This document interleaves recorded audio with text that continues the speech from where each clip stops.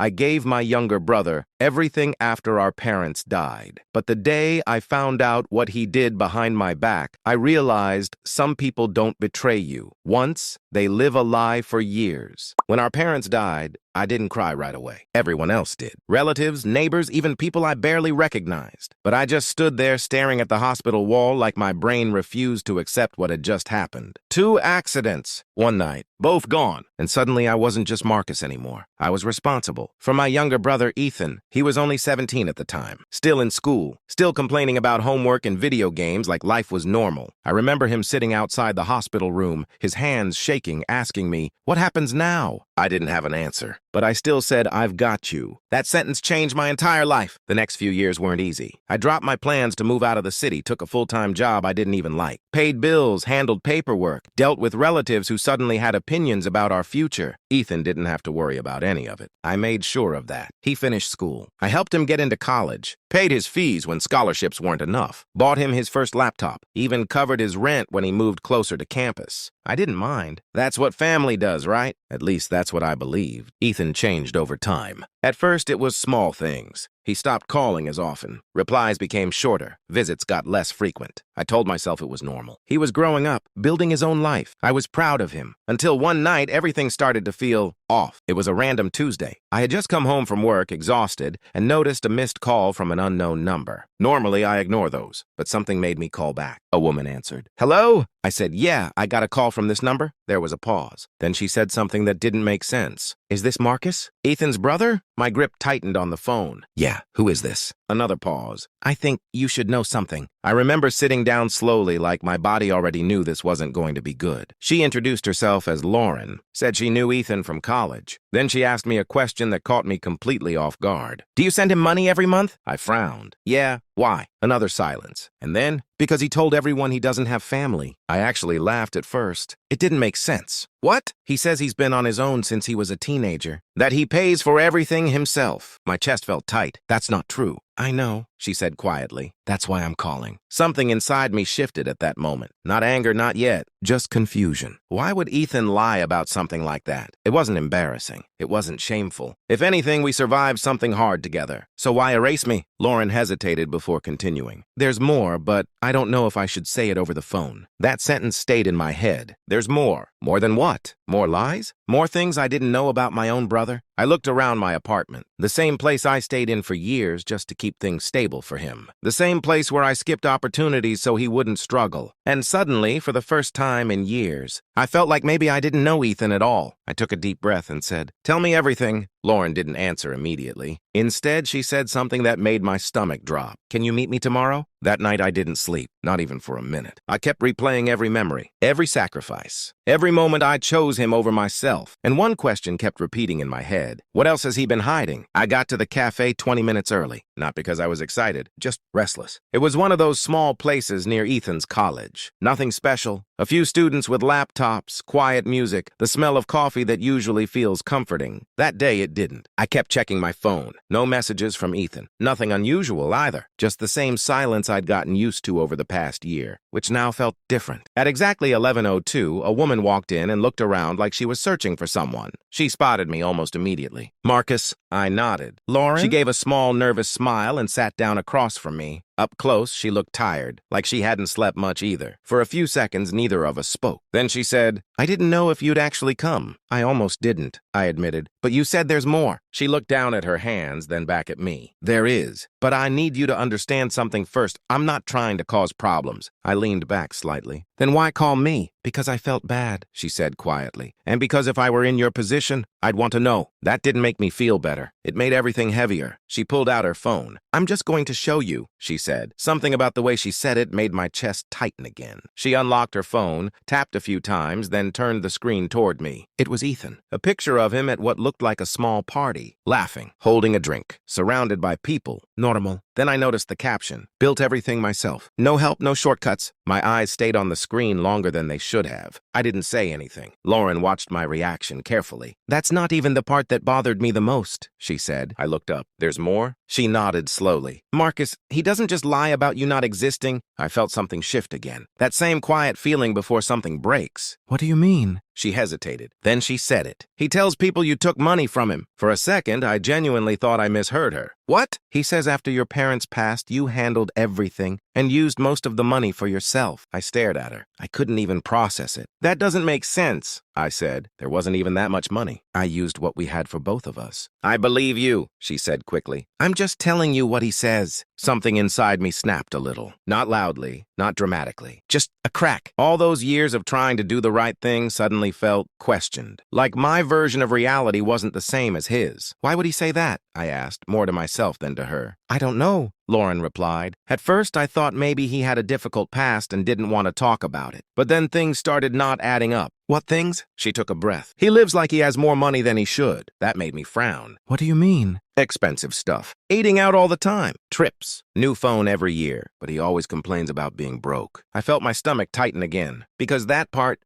I had noticed. Ethan would sometimes ask for money. Not huge amounts. Just small things. Rent's tight this month. Books are expensive. Something came up. I never questioned it. Why would I? Lauren continued. I asked him once how he manages everything. He said he's just good with money. I let out a breath I didn't realize I was holding. This doesn't make sense. I know, she said softly. There was a long silence between us. The kind where your brain is trying to connect pieces that don't want to fit. Then I asked the question that had been sitting in the back of my mind since last night. Why are you telling me all this? Lauren looked at me, and for the first time, I saw something clear in her expression. Guilt. Because I was part of it. That got my full attention. What do you mean? I believed him, she said. About you. About everything? She looked down again like she couldn't hold eye contact anymore. I even defended him when people questioned his story. I stayed quiet. And then, she continued, a few weeks ago, I saw something I wasn't supposed to. My chest tightened again. What? She swallowed. A bank notification on his phone. I leaned forward slightly. What about it? She hesitated, then said, it was your name. Everything went silent in my head. What? It said Marcus Hale, transfer received. I felt like the ground shifted under me. That doesn't make sense. I'm the one sending him money. I know, she said. My heart started beating faster. Are you sure you saw it correctly? Yes. How much? She paused. 5,000. I stared at her. 5,000 what? Dollars. That's when everything stopped making sense completely. I had never received money from Ethan. Not once. Not even a small amount. So either she was wrong or something much bigger was going on. I leaned back slowly, trying to think. This has to be a mistake. I thought so too, she said. That's why I didn't say anything at first. And now? She looked at me serious this time. Now I'm sure it's not. I ran a hand over my face. For years, I trusted Ethan without question. And now, in less than 24 hours, everything felt like a lie. I looked at Lauren and asked quietly, what else haven't you told me? She didn't answer right away. And that silence? It said more than anything she could have. Lauren didn't answer my question immediately. She just sat there, fingers wrapped around her coffee cup like she needed something steady to hold on to. That silence again. I was starting to hate it. Lauren, I said, a little firmer this time. What else? She finally looked up. There's one more thing, she said. And I didn't want to tell you unless you were ready. I almost laughed at that. After everything you've already said, I think we're past ready. She nodded slowly. Okay. She unlocked her phone again, scrolled for a few seconds, then placed it on the table between us. This is from last week, she said. I leaned forward. It was a screenshot of a conversation. Ethan's name at the top. I felt my chest tighten before I even read a word. Ethan. I just need a little more time. Once everything clears, I'll pay you back. Unknown contact. You've been saying that for months. Ethan. Relax. I've got a steady source. My brother sends money every month. Unknown contact. That's not enough for what you owe. Ethan. It is if I stretch it. Trust me. I stopped reading. For a moment, I genuinely couldn't process it. Not because I didn't understand the words, but because I didn't recognize the person behind them. That's not even the worst part, Lauren said quietly. I looked up at her. There was no hesitation in her eyes this time. He owes people money, Marcus. My jaw tightened. How much? I don't know exactly, she admitted. But from what I've heard, it's not small. I leaned back, staring at the ceiling for a second. Everything started connecting in a way I didn't want it to. The random requests for money, the expensive lifestyle that didn't match his complaints, the lies about me. It wasn't random. It was a pattern. Who are these people? I asked. I don't know names, she said, but they're not friends. That was enough for me to understand. A heavy silence settled between us again. But this time, it wasn't confusion. It was realization. Ethan wasn't just lying. He was using me. I looked down at the table, my hands clenched without me realizing it. For how long? I asked quietly. Lauren hesitated. I think on over a year. A year. 12 months of me sending money thinking I was helping my brother stay afloat, while he was telling people I didn't exist. while he was dragging my name through the dirt, while he was using that money for something else entirely. I let out a slow breath. Not anger. Not yet. Just something heavy settling in. Why didn't you say anything earlier? I asked. She looked guilty again. I didn't know how. And honestly, I wasn't sure if you'd believe me. Fair. I probably wouldn't have. Not a week ago. I nodded slowly. Yeah, I get that. Another pause. Then she said something that made everything even worse. There's something else you should know. I closed my eyes for a second. Of course there is. When people ask about you, she continued, he doesn't just say you took money. I opened my eyes again. What else does he say? She hesitated, then said it. He says you abandoned him. That one hit differently, not like the others. This one felt personal. I sat there completely still. Abandoned him? After everything? After I gave up years of my life to make sure he never felt alone? I laughed, but there was nothing funny about it. Yeah, I said under my breath. That sounds about right. Lauren didn't respond. She just watched me, probably trying to figure out how I was taking all this. Honestly, I didn't even know, because the anger was there now, but it wasn't loud. It was quiet, controlled, the kind that builds slowly instead of exploding. I stood up. I need to talk to him. Lauren nodded. Just be careful, she said. I looked at her. Why? She hesitated, then said, because I don't think he expects you to know. That wasn't a warning. That was confirmation. I paid for the coffee even though I hadn't touched mine. Then I stepped outside. The air felt different, heavier. Or maybe that was just me. I pulled out my phone and stared at Ethan's contact. Same name, same number, same person I thought I knew. I almost called him right there. Almost. But something stopped me. Because this didn't feel like a conversation anymore. It felt like something bigger, something I needed to understand fully before I acted. So instead, I did something I hadn't done in a long time. I opened my banking app. I scrolled through the transactions, month after month. Transfers to Ethan. Same pattern, same trust. And then I noticed something strange, something I should have seen earlier. There were small withdrawals, amounts I didn't recognize. Not big enough to notice at first, but consistent, regular. My heart started beating faster because those weren't mine. And then I saw it. A transfer, not from me, to me. 5,000. My name, my account. But I had never seen that money, never used it, never even noticed it, which meant only one thing. Someone had access to my account. And suddenly, this wasn't just about lies anymore. It was something else entirely. I stared at the screen for a long time. $5,000. Sitting there like it had always belonged to me, but I knew it didn't. Because if it had, I would have remembered. I track everything. Bills, rent, even small expenses. It's a habit I built after our parents died. When you're responsible for someone else, you don't get to be careless. So how did I miss this? I scrolled back further, and that's when it got worse. It wasn't just one transaction. There were others, smaller amounts, random dates, always labeled in ways that didn't stand out at first glance. Transfer, adjustment, deposit, nothing suspicious on the surface. But together, it told a different story. My heart started beating faster, because there were only two people who had ever had access to my financial details. Me and Ethan. I sat down on a bench outside the cafe, phone still in my hand, trying to think, trying to make it make sense. But every direction I went in led to the same place. He didn't just lie about me. He used me. And not just emotionally, financially too. I felt something shift inside me again. But this time it wasn't confusion. It was clarity. I pulled up my banking settings, checked the linked devices. There it was. A login I didn't recognize. Different location, different device. My jaw tightened because I already knew who it was. Ethan. I closed my eyes for a second. Not because I was overwhelmed, but because I didn't want to react too fast. I needed to think this through, carefully, because this wasn't just about confronting him anymore. This was about understanding how deep this went. I stood up and started walking. No direction, just movement. Sometimes you need that when your head gets too loud. I thought about everything Lauren had said. The lies, the debt, the messages, and now this. It all connected too well. Ethan wasn't just struggling. He was covering something up, and I had been unknowingly helping him do it. I stopped walking and pulled out my phone again. This time I didn't call him. Instead, I sent a message. Hey, we need to talk tonight, he replied almost immediately. About what? I stared at the screen. For a second, I almost told him everything right there. But I didn't. Just come over. 3 dots appeared, then disappeared, then appeared again. Okay, that was it. No questions, no hesitation. And somehow, that made it worse, because it felt like he already knew.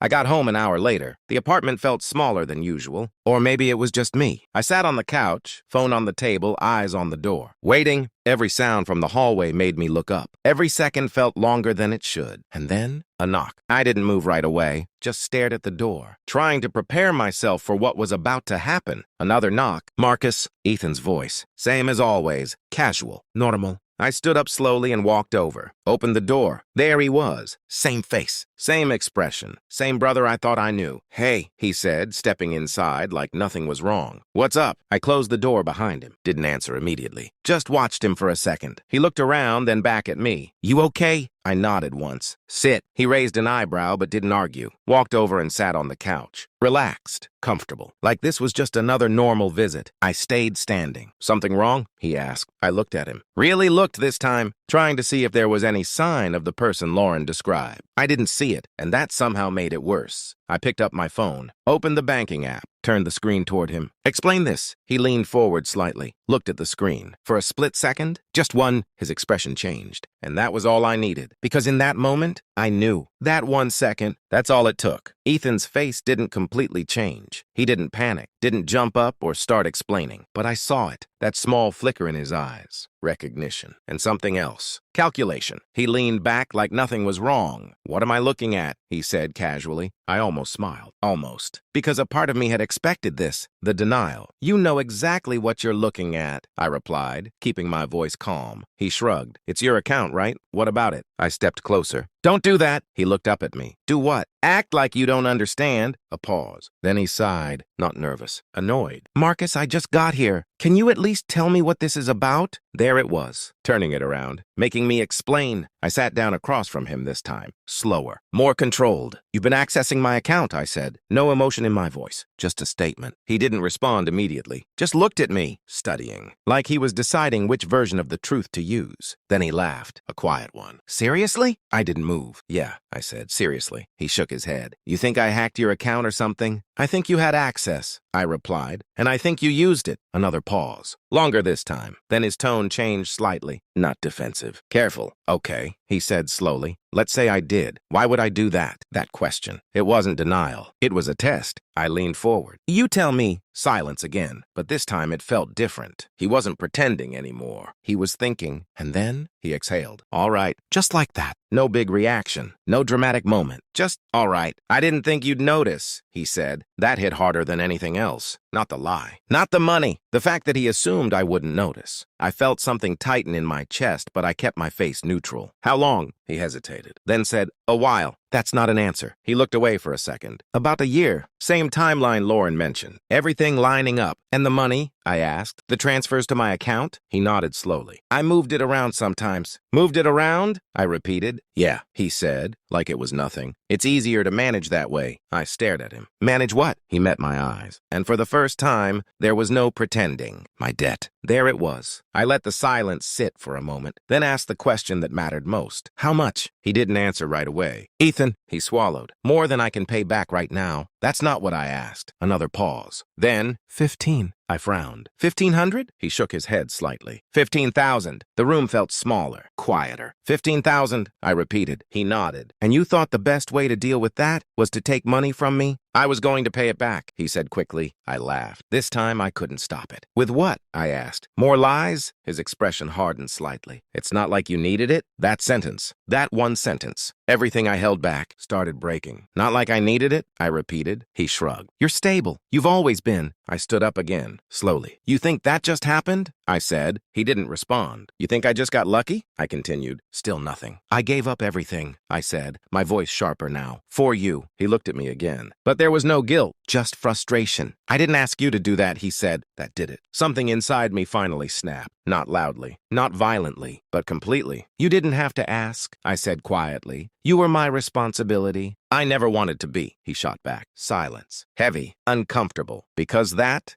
was the truth. And it hurt more than anything else. I took a step back, then another, creating space. "Okay," I said. He frowned slightly. "Okay, what?" "Okay," I repeated. "Now I understand." He looked confused. "For years," I said, "I thought I was helping you." I picked up my phone again, but I wasn't. I looked at him one last time. "I was just making it easier for you to lie." He didn't say anything, didn't stop me, didn't apologize. And somehow, that told me everything I needed to know. I didn't yell after that. Didn't throw anything, didn't say anything dramatic. I just stood there for a moment looking at him and realizing I was done. Not angry, just done. Ethan shifted slightly on the couch. Marcus, look, it's not that simple, he said, like he was trying to fix something that was already broken beyond repair. I didn't respond. Because for me, it was that simple now. You think I wanted things to turn out like this? He continued. I was under pressure. I messed up. I just needed time. You had time, I cut in. My voice wasn't loud, but it stopped him. For a year, I said. You had time. He looked away. That was the first time he didn't have something ready to say. I took a slow breath. Then I did something he clearly wasn't expecting. I'm not calling the police, I said. His head snapped up. What? I could, I added. You accessed my account, took money. That's not just a mistake. He stared at me, trying to figure out what I was doing. But I'm not going to, I said. Relief flashed across his face. Just for a second. And that told me everything. Because this isn't about punishment, I continued. It's about consequences. His expression changed again. Slower this time, more cautious. What does that mean? He asked. It means, I said, you don't get access to me anymore. Silence. No more money, I continued. No more calls when you need something. No more pretending we're okay. Marcus! No, I said, shaking my head. Listen, he stopped. I spent years thinking I was doing the right thing, I said. Taking care of you, making sure you didn't struggle. I paused. But all I did was make it easier for you to become this. That one hit him. I saw it. Not guilt, but something close. You don't get to blame me for that, he said quietly. I'm not, I replied. I'm blaming myself. That confused him. For not seeing it sooner, I added. Another silence. Then he stood up, slowly. So that's it? He asked. I nodded. That's it. He looked around the apartment, like he was trying to find something to hold on to. Some reason for this to not be real. Then he laughed. But it wasn't real. You're just going to walk away? He said. I looked at him. No, I replied. You already did that. That one landed. For the first time since he walked in, he didn't have a response. He stood there for a few seconds, then grabbed his jacket. Fine, he said. Do whatever you want. And just like that, he left. No apology. No looking back. The door closed. And the apartment went quiet. I stood there for a while, not moving, not thinking, just breathing. Because the truth is, I didn't feel relief. I didn't feel anger. I felt empty. Years of memories, gone. Or at least changed. But slowly, something else started to settle in. Something quieter, stronger. Clarity. Because for the first time in a long time, I wasn't carrying someone else's weight. The next day, I went to the bank, changed everything. Passwords, access, security. Closed every door he could have used. Not out of revenge. Just boundaries. Lauren texted me later that evening. Did you talk to him? I stared at the message for a second, then replied, yeah, I know everything now. She didn't respond right away. Then, are you okay? I thought about it, honestly. Then typed, I will be, because that's the thing no one tells you. Sometimes the hardest part isn't losing someone. It's realizing they were never who you thought they were, and learning to be okay with that.